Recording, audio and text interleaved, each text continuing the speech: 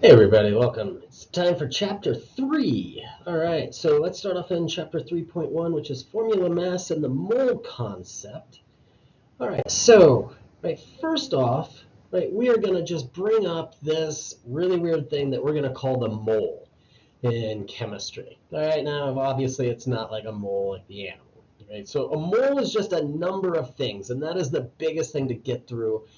If we can get that through our heads, then we can get through the rest of this chapter okay. So the mole is a number of things. And so I like to think about this just like it's a word that means a number of things, just like a dozen means 12 things. Right? Doesn't matter what you're talking about. You could be talking about a dozen donuts. That means that you have exactly 12 donuts.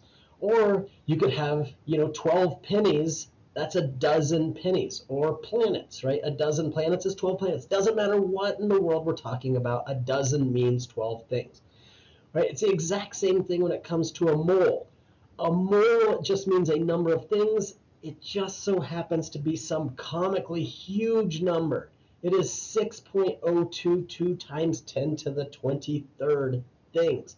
That's a really, really big number that's out there. Okay, so instead of it being 12 things, it is 6.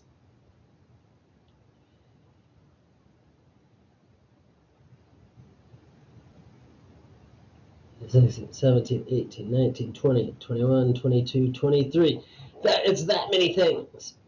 Okay, so it's just a really, really big number of things.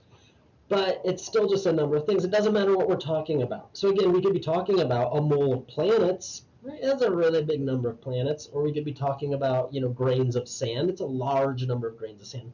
Right? But in this case, right, we're going to be talking about it, for the most part, number of atoms or molecules of things. Right? That's something that's chemistry, so those are the things that we're mostly going to be kind of bringing up. All right, now this mole is what we're going to call it. This is the 6.022 times 10 to the 23rd things. This is Avogadro's number.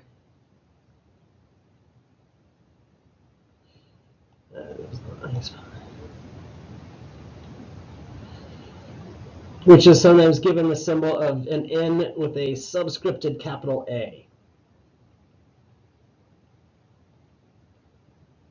All right, so that's sometimes called Avogadro's number as well. Okay, so what if we want to calculate the mass of a compound? All right, so in a previous chapter, we calculated the average atomic mass of something, right, by looking at the, fractional abundance and the masses that we found on the periodic table. Well, we're going to be doing something kind of like that here, but here we're just going to be looking at the masses on our periodic table, and we're going to be able to multiply each one of those masses by the subscripts that are given in either our molecular compound or our ionic compound. Okay, and so when you find the mass of a molecule, right, remember those are things that were just nonmetals, so in this case our sugar, we call that the molecular mass. When you find the mass of an ionic compound, here our table salt, we call that finding the formula mass. Okay, now I've defined that, and from here on out, I don't give a damn. We're just going to call it the molecular mass of something, no matter what in the world it is. Because that's one of those things that, high school science teacher gets caught up on the semantics of things and calling it those, technical terms. Nobody in the real world cares. It's the same thing, I bet you took some sort of a science class and one of your science teacher was probably very adamant about the difference in mass and weight of things. And yeah, they are technically different things. But come on, if you understand that, you're calculating one of those things, and who in the world really gives a damn? All right, so let's calculate the molecular mass of our sugar there. Okay, so what we're going to do is we would go to our periodic table, and we would find that, all right, carbon weighs 12.01 on our periodic table, right? That's the number that's right below the symbol on there. And then hydrogen is 1.01, and oxygen is 16.00. So our C12H22O11 then is going to weigh 12.01 times 12 plus 1.01 times 22 plus 16 times 11. All right, and so then the molecular mass for this is going to be 342.34. All right, now if we really want our units, right, so this can be in atomic mass units. Okay, but what we're going to find out is that this really can scale up and that this can actually be in the grams. This is actually the amount that this weighs in grams per 1 mole of those sugars. All right, that's why we're doing this. So if you had 6.022 times 10 to the 23rd sugars, they would weigh 342.34 grams. That's what this is all about. All right, sodium chloride, a little bit easier because there's only a couple of things here. So again, I would look up these values, right? But I'm not going to do that, write them all out. But sodium weighs 22.99. There's one of them. We're going to add to that the mass of our chlorine, which is 35.45. And there's one of those. And so this weighs 58.44. And again, if you had a mole of them, 1 mole of sodium chloride would weigh 58.44 grams.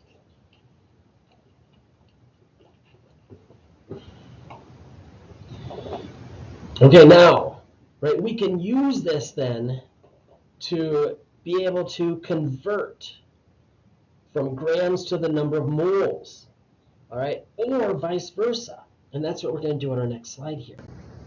Okay, so if you looked at the previous slide, right, notice that we had those values that were in grams per mole, right? So if I had my C12H22O11, remember, right, that was 342.34 grams per mole, all right, of C12H22O11. All right, right. Or anytime I have a ratio like that, I can actually write that as the inverse, means that I can flip it over, that 1 mole of C12H22O11 per 342.34 grams. All right, so I've got these two different ratios. So if I wanted to go from moles to grams of something, right, I'm going to do the one where I have got my grams on top and the moles on the bottom. And it's always 1 mole on the bottom. Right? If we want to go from grams of something to moles of it, right, I'm going to put the moles on the top and whatever my grams are on the bottom. Right? So I'm going to use the right relationships like we've got up there in the top.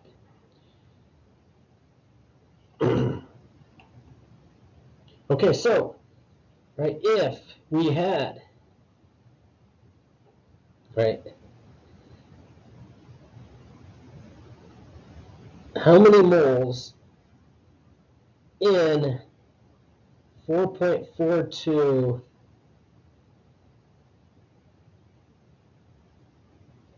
grams of sugar?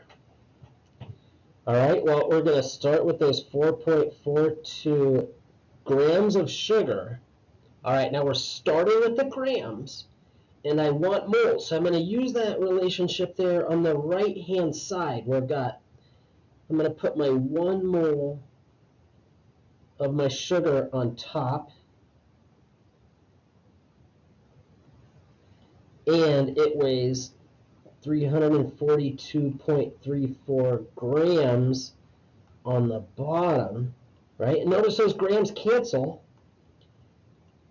And so we end up with, that is 0.0129 moles of sugar. Right? Or, right, what if I had 1.25 moles of sugar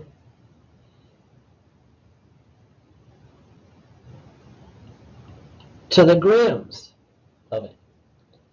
Right? So again, right, I have 1.25 moles of my sugar. Right now, again, right now I'm going to use the one that's on the left, just as kind of confusing, but I want to get rid of my moles, so I'm going to put my moles on the bottom, and those 342.34 grams on top.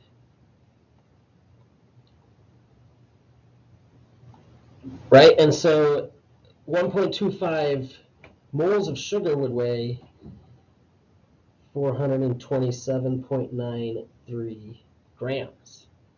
Okay, see, so we can go back and forth. Once we know those relationships, we can go back and forth between the two.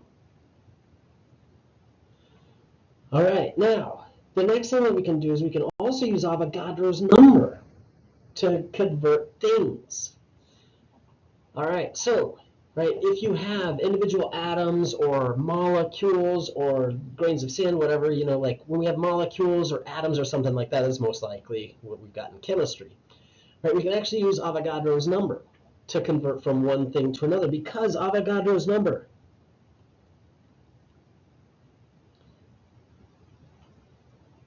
is 6.022 times 10 to the 23rd things is equal to 1 mole, right? Or we can write that as ratios. There's 1 mole per 6.022 times 10 to the 23rd things, or 6.022 times 10 to the 23rd things per 1 mole. Okay, so on our previous slide, it says like we had 0.0129 moles of sugar.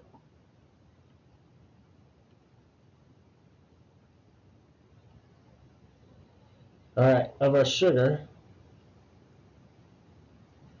right? I want to know how many molecules of sugar that is.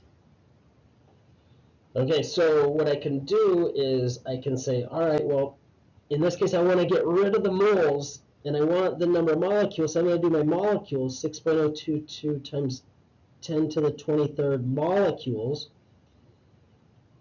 right? It could have been atoms, it could have been whatever, but in this case, it's asking for molecules, so I'm putting that in, and then per 1 mole on the bottom, right? So that's the one I'm going to use because I'm wanting to get to molecules.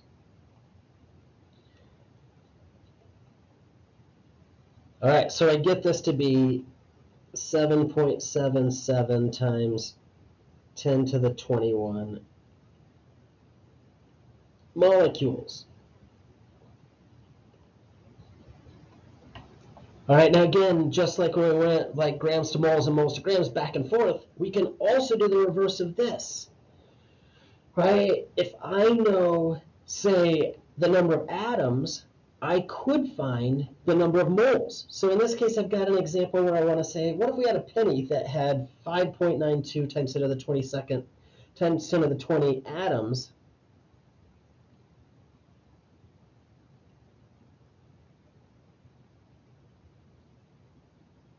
All right, and I want to know how many moles that is.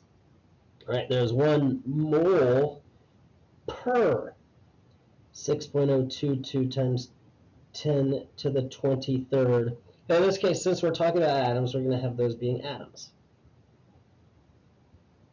All right, so then if I do this, it's 5.92 times 10 to the 20th divided by 6.022 times 10 to the 23rd. I get 9.83 times 10 to the minus 4th moles of copper. Right, so we can go back and forth on those things.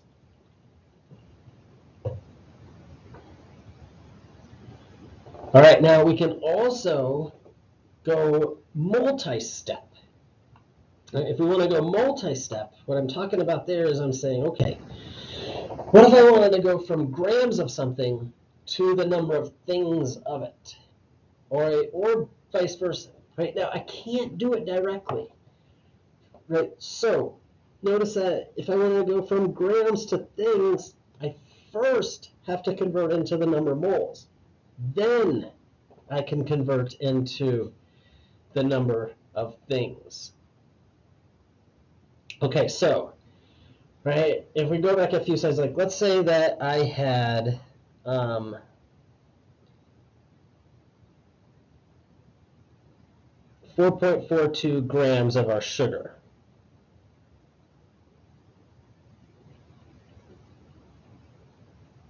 Right, and I want to know how many molecules of sugar that is. Okay, well, what I can do is I can first convert those grams into moles by doing 1 mole per 342.34 grams. Then I can convert into things by doing Avogadro's number.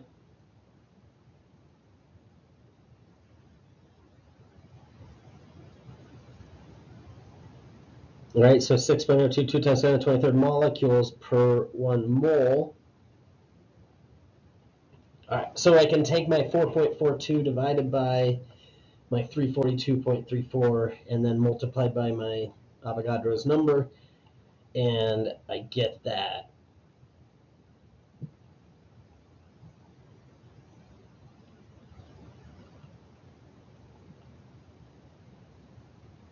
Right, that's 7.77 times 10 to the 21 molecules. Remember, we did that. We did it stepwise in slide 4. Remember, we went from grams to the number of moles, and we found that it was 0.0129 moles. And then we multiplied that by Avogadro's number, and we got 7.77 times 10 to the 21st. We're doing the same thing, but instead of it doing it stepwise, we just did this as one big calculation. Right? If we wanted to do the reverse, we could do that. We could say we had like 5.92 times 10 to the 22nd times 10 to the 20 atoms of, say, copper.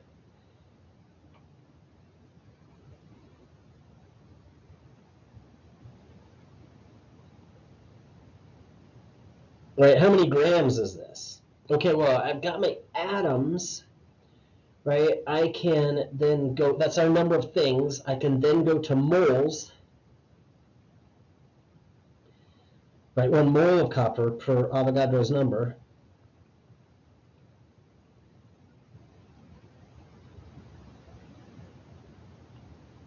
Then, right, I can convert to grams. So I'm going to put grams on top, moles on the bottom. All right, and so the grams of copper, we're going to find copper on the periodic table, right, and it weighs 63.55 grams per mole. All right, so again, right, 5.92 times 10 to the 20th times 1 times 63.55 divided by Avogadro's number divided by 1, and we get this to be 0.0625 grams of copper. Boom, right? So we can go back and forth, and we can do this step by step, or we can do this all in big one calculation like we just did. All right, now, next up we're going to talk about something that we call empirical formulas, and that's going to lead us into our molecular formulas as well. So empirical formulas give us the proportions of elements in a molecular formula. All right, now these are whole number ratios, meaning that they cannot be like subscripts that are like 1/2 or 1/3 or anything like that. And the usefulness of empirical formulas is just that we can use them to find what the molecular formula is of something along the way. All right, and we can do that by this equation down here where I've got the molecular or molar mass of something divided by the empirical formula mass is equal to some sort of a numbered of units. All right, now that's going to make a little bit more sense once we work one of these problems coming up in a couple of slides from now. All right, but just understand that the whole purpose of an empirical formula is so that we can use it to get a molecular formula in the end. Okay, so how do we solve for an empirical formula? Well, we follow some steps. And if we follow the steps, then we can get to our empirical formula each and every time. Step 1 says that we're going to assume that we have 100 grams of something. So if we're given the percent of an element, then that would be the grams of the element. So if you had, say, right, 49% carbon, that would mean you would have 49 grams of carbon, right? Because 49% of 100 grams is 49 grams. All right, then, like for each one of our elements, we're going to calculate the number of moles from those grams. All right, then we're going to divide by the number of moles of the smallest value, and then we're going to multiply in order to get whole numbers. All right, so let's see each one of these kind of played out. So hopefully, like, you'll just see the steps and you can follow along with those steps. And as long as you do those steps, then hopefully you'll get the correct answers each and every time. So we're going to determine the empirical formula of a compound with the following percent compositions. So 15.8% carbon. So we're assuming 100 grams, so that's 15.8 grams of carbon, right? This is just like step 1. And 84.2 grams of sulfur. All right, now step number 2 told us that we want to calculate the number of moles.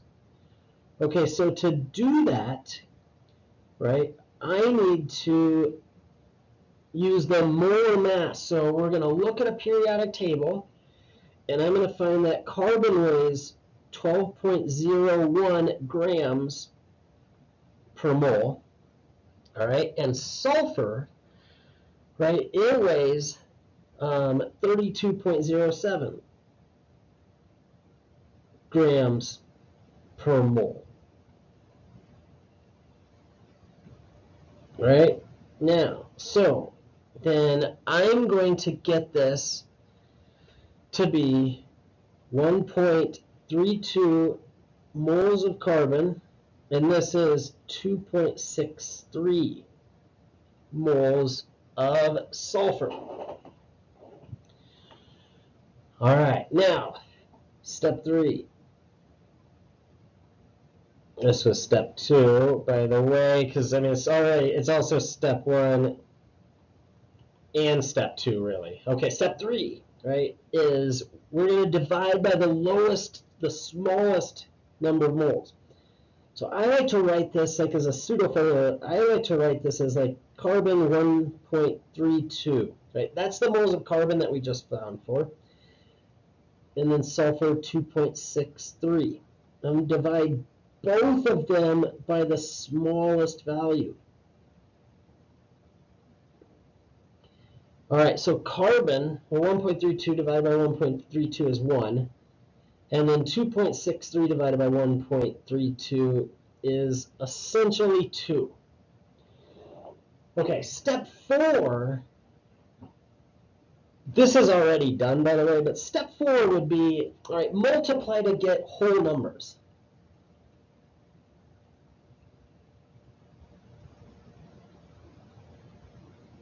All right, step 4, if needed, would be something like if I had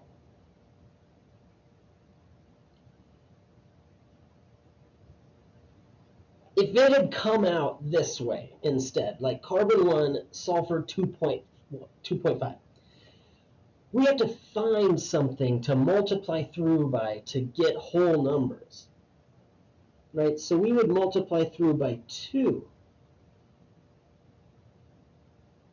right? Which would give me like carbon 2, sulfur 2.5, right? Or if I had carbon and then sulfur 2.33, right? Then, we'd multiply through by 3, right? In order to get this.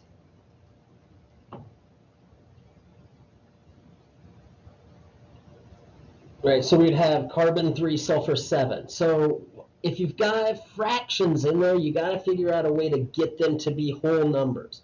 We didn't need it in our example here, all right? But if you did, then you'd have to go through and do step number 4. All right, now the rest of the problem is, what is the molecular formula if the molecular mass is 228.45 grams per mole? Okay, so what we're going to do is we're going to take the molecular mass divided by the empirical formula mass. So we had 228.45. All right, and we're going to divide that by, all right, the empirical formula mass, which is the mass of carbon, 12.01, plus the mass of, all right, we have 2 sulfurs, 2 times 32.07. All right, so I get a factor of 3. So what we can do is we're going to take this and we're going to multiply the subscripts through by 3.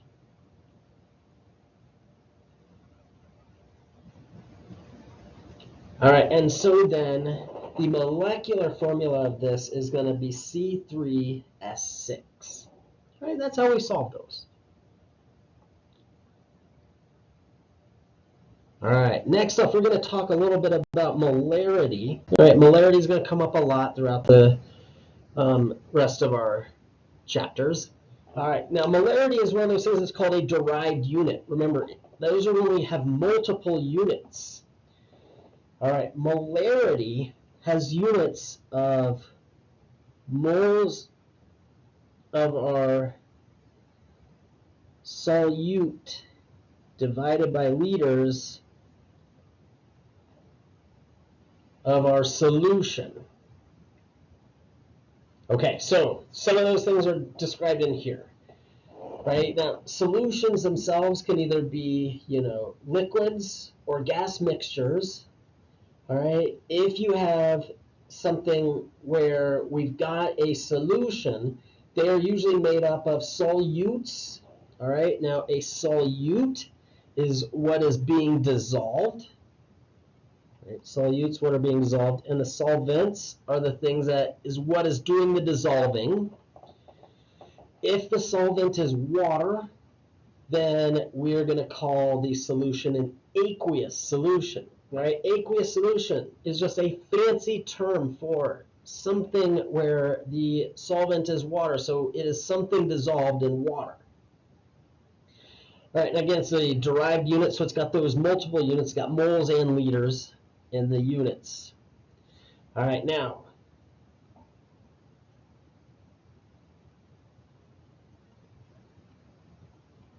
we can use this to convert. If I wanted to convert liters to moles,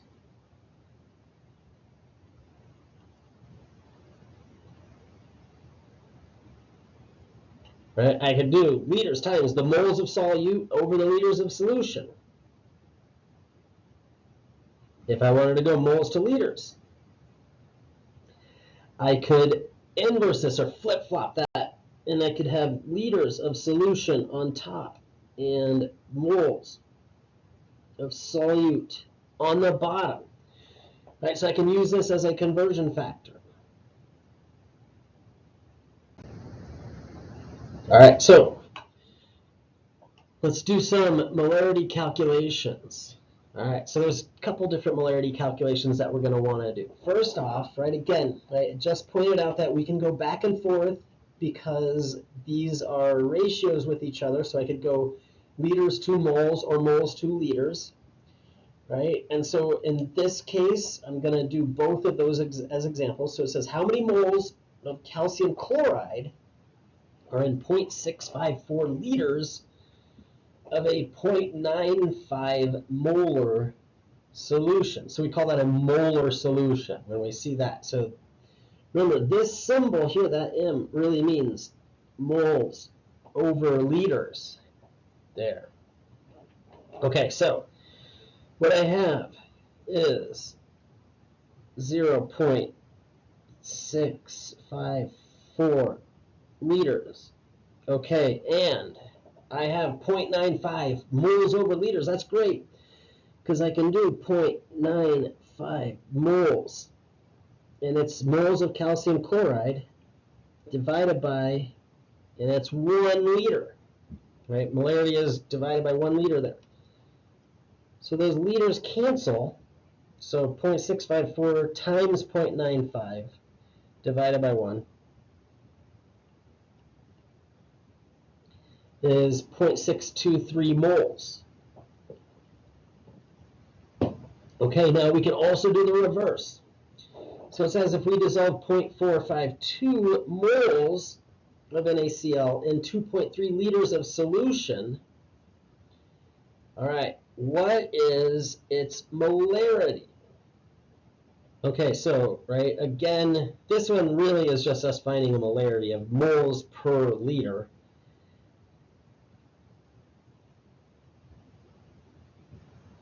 All right, so we're going to do our moles, which are 0.452, and our liters, which is 2.3 liters. And so we get this to be 0.197 molar.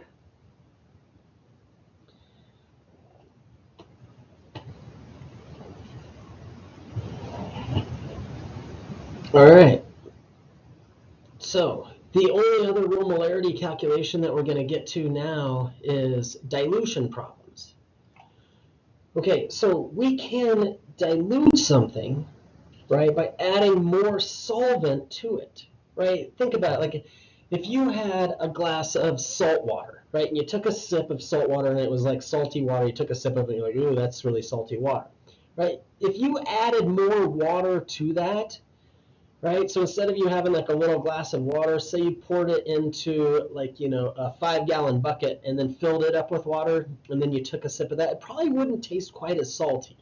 Right? And that's because you've diluted it. You added more of the solvent, the water, to it.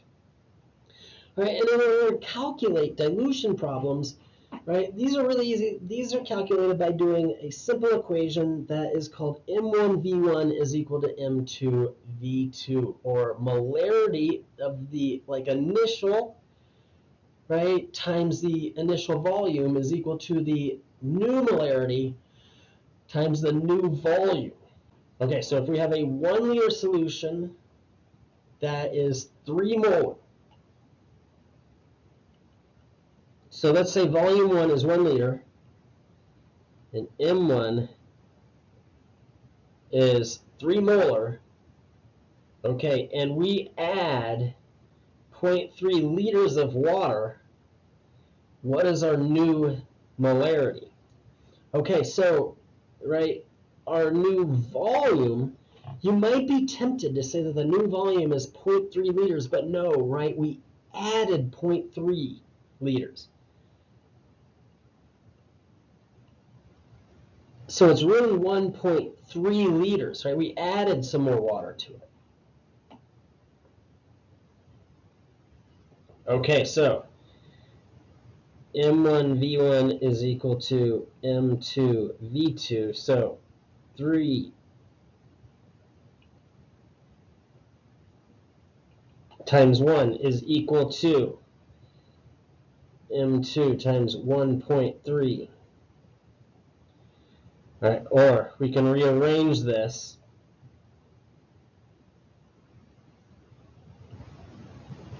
Right, divided by 1.3 liters. Right, so 3 times 1 divided by 1.3. And so our M2 is going to be 2.31 molar, right? That makes sense. The molarity has gone down, right, because we have diluted it. So thus, right, it's less, there's going to be like less of our solute per solvent that's in there. So our molarity is lower, right? And that's how our dilution problems are going to work. Same equation every single time. So just pay attention if you're adding something or it tells you what the new volume is, because that is kind of one of those things that can trip you up. All right, that concludes chapter 3. Again, we'll see you for chapter 4 soon.